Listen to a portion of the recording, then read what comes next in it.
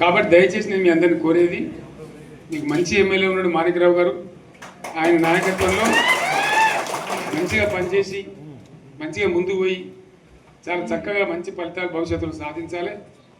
పరమేశ్వర్ పాటిల్ గారికి వారు వెంట వచ్చిన మిత్రులకు నేను ప్రత్యేకంగా ధన్యవాదాలు చెప్తా ఉన్నాను. ఇటువంటి కార్యకర్తలు, ఇటువంటి నాయకులే పార్టీకి పట్టుబొమ్మలు, తెలంగాణ జాతి రత్నాలు. తెలంగాణకు ప్రమాదం వచ్చిందన్నప్పుడల్లా ఇటువంటి బిడ్డలే అక్కడో లేచి నిలబడి వాళ్ళ మా తెలంగాణని ఆ సోయి చూపెడతా ఉన్నారు. మీరు నడిచిన 140 కిలోమీటర్ల పాదయాత్ర వృధా పోదు. ప్రజలందరూ మిమ్మల్ని చూసింది.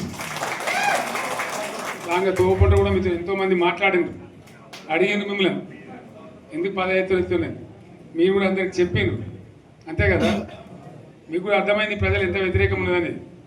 సో ఆ రకంగా మీ పాదయాత్ర వృధా పోదు, మీ కష్టం వృధా పోదు. తప్పకుండా రాబోయే రోజుల్లో విజయం మనదే. అయితే మన విజయం మన కోసం కాదు, అది తెలంగాణ విజయం కావాలి, తెలంగాణ ప్రజల విజయం కావాలి, తెలంగాణ రైతుల విజయం కావాలి అని మనవి చేస్తూ మరొకసారి పరమేశ్వర్ను వారి బృందాన్ని అభినందిస్తూ